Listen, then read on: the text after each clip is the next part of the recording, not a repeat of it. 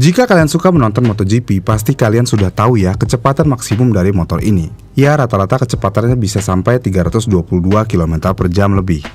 Ya, walaupun memang tidak sekencang H2R, tapi motor MotoGP bisa menikung. Jadi secara hitungan lap, motor MotoGP lebih cepat daripada H2R. Dan jika kita ingin bandingkan kembali dengan motor WSBK, motor MotoGP pastinya lebih cepat daripada motor-motor yang ada di WSBK. Pertanyaannya, apa yang membuat motor MotoGP begitu cepat? Ya, pada dasarnya motor MotoGP bisa sangat cepat karena motor ini merupakan motor khusus yang dirancang khusus untuk balapan. Dan rekor kecepatan MotoGP sempat dipegang oleh Jorge Martin, yang mana dia bisa mencapai kecepatan di 363,6 km per jam di trek Mugello, Italia. Namun rekor tersebut sekarang sudah dikalahkan oleh Brent Binder dengan motor KTM RC16 di trek yang sama, yaitu Mugello, dengan kecepatan 366,1 km per jam. Sangat mengesankan ya kecepatannya. Dan yang membuat motor ini begitu cepat ya, selain motor ini adalah motor prototype, mesin motor MotoGP juga dibuat oleh para insinyur untuk menghasilkan tenaga yang maksimal. Namun walaupun demikian, keahlian pembalap, kondisi lintasan, dan aerodinamika juga berkontribusi pada kecepatan motor ini. Ada berbagai alasan mengapa para pembalap MotoGP dapat mencapai kecepatan tertinggi yang setara dengan mobil Formula One. Seperti yang sudah saya sebutkan sebelumnya, motor MotoGP adalah motor prototype. Mereka bukanlah model produksi standar, karena setiap motor MotoGP itu unik dan dibuat khusus oleh tim insinyur dan mekanik spesialis. Motor-motor ini dirancang dan dibangun dengan biaya yang tinggi untuk memiliki aliran aerodinamis maksimum, mempertahankan traksi di lintasan balap pada semua kecepatan dan sudut, serta berakselerasi dan melambat dengan sangat cepat. Yang terpenting adalah mesin ini dibuat untuk menghasilkan output energi yang sangat tinggi. Menurut peraturan dan regulasi MotoGP, yaitu motor MotoGP harus memiliki 4 silinder, tidak boleh memiliki berat lebih dari 158 kg, dan tidak boleh memiliki mesin yang melebihi 1000 cc. Selain itu, mesin motor 1000 cc produksi standar dapat menghasilkan tenaga sekitar 200 horsepower. Namun para insinyur melakukan upgrade lebih lanjut dengan cara mengubah dan menyempurnakan asupan udara, sistem pembuangan, karburator, kepala silinder, piston, crankshaft, dan stroke. Jadi tidak ada batasan dalam tuning mesin. Ya, tapi sayangnya sampai saat ini para insinyur sepeda motor MotoGP tidak pernah memberitahu seberapa powerful sepeda motor mereka. Tapi banyak yang memperkirakan tenaga yang bisa dihasilkan bisa lebih dari 250 horsepower. Dan dengan penyempurnaan dan tuning yang ditambahkan oleh para insinyur desain dan dibandingkan dengan sepeda motor produksi, maka sepeda motor balap MotoGP dibuat dari bahan yang lebih ringan dan berteknologi tinggi seperti serat karbon, titanium, dan magnesium. Dan bahan-bahan ini digunakan tentu saja untuk meringankan beban. Namun selain tujuan tersebut ada tujuan lainnya, yaitu untuk mengoptimalkan rasio power to weight mesin. Mesin motor MotoGP hadir dalam dua konfigurasi yang berbeda, yaitu inline-4 dan V4. Mesin inline-4 lebih pendek daripada mesin V4, namun mesin V4 lebih sempit dan dapat menghasilkan lebih banyak tenaga daripada mesin inline-4.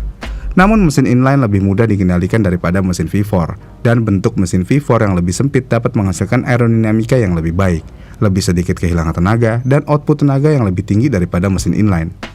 Dan mesin inline memiliki crankshaft yang lebih panjang sehingga lebih mulus saat berbelok dan menikung. Jadi pada saat penonton balapan MotoGP, mesin inline-4 biasanya dapat menukik dan nge-slide melewati tikungan dengan cepat, sementara mesin V4 tidak dapat melakukan hal tersebut dan hanya akan melaju di lintasan lurus.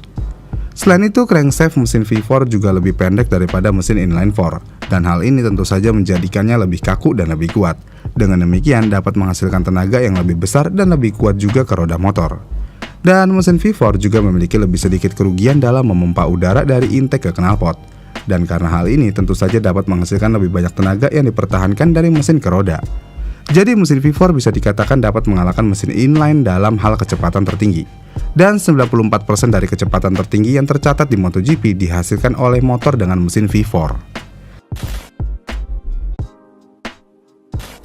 Sebelum balapan MotoGP dimulai, setiap inci lintasan akan dibersihkan dari kotoran dan petugas lintasan akan memastikan tidak ada pasir atau area permukaan lintasan yang licin. Dan trek dengan garis lurus yang panjang memungkinkan pembalap untuk memacu motornya lebih cepat.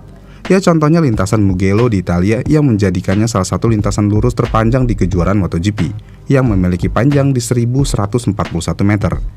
Dan rekor kecepatan MotoGP dunia dan sebagian besar dari seluruh rekor kecepatan MotoGP tertinggi tercipta di lintasan ini.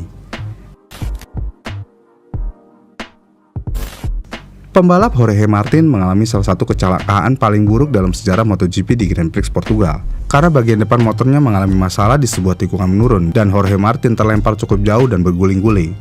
Dari kejadian tersebut, Martin mengalami beberapa patah tulang, yang mana 8 tulang patah dan menjalani 3 kali operasi. Tapi setelah kecelakaan mengerikan tersebut dan pada saat dia pulih, dia langsung kembali ke balapan dan mencetak rekor kecepatan baru di MotoGP saat itu. Yang mana hal ini memerlukan keberanian yang luar biasa untuk kembali duduk di atas motor dengan kecepatan lebih dari 322 km per jam. Ya, ini bisa terjadi dikarenakan para pembalap MotoGP tidak kenal takut, bugar, dan tangguh secara mental. Meskipun desain mesin motor MotoGP dan pembalap memainkan peran yang paling penting dalam mencapai kecepatan super tinggi, maka aerodinamika pembalap dan motor juga memainkan peran yang signifikan. Karena semakin baik aerodinamika, maka semakin cepat motor melaju. Tidak seperti mobil, sepeda motor memiliki banyak elemen yang terbuka. Meskipun sepeda motor lebih kecil daripada mobil, namun hal itu tetap dibutuhkan, dan untuk memaksimalkannya memerlukan lebih banyak usaha untuk menembus hambatan angin dan udara karena banyaknya elemen yang terbuka. Dan elemen hambatan pada sepeda motor termasuk roda depan dan fork, side fairing, udara dingin dari radiator, knalpot, dan pembalap itu sendiri. Dan semua area ini menciptakan aliran udara yang bergejolak di sekitar motor dan pembalap, yang berpotensi memperlambat motor dan pembalap saat mereka melaju di udara. Jadi dengan masalah tersebut, para perancang dan insinyur motor-motor GP terus mencoba untuk meningkatkan aliran angin di sekitar motor dan pembalap untuk meningkatkan kecepatan dan kecepatan tertinggi pada saat berada di sirkuit secara keseluruhan. Selain itu, punuk di punggung pembalap merupakan perkembangan yang menarik dalam perlengkapan pembalap. Dan ini pertama kali digunakan pada tahun 1988 sebagai perlindungan tambahan untuk pembalap agar tidak terluka parah saat terjatuh. Jadi pembalap yang memakai punuk awal ini merasakan lelah yang cukup berkurang dan lebih stabil pada kecepatan tinggi. Dan sejak saat itu punuk telah dirubah dan dirancang untuk memaksimalkan aliran udara yang lancar di punggung pembalap. Jadi dengan demikian pembalap bukanlah suatu hambatan yang besar lagi saat ini. Maka kita tidak akan aneh melihat aerodinamika di motor MotoGP saat ini. Lihat aja udah kayak pesawat tempur kan. Kalau zaman dulunya nih di musim 2015-an, motor MotoGP seperti motor jalan raya pada umumnya aja. Namun saat ini semuanya berubah total.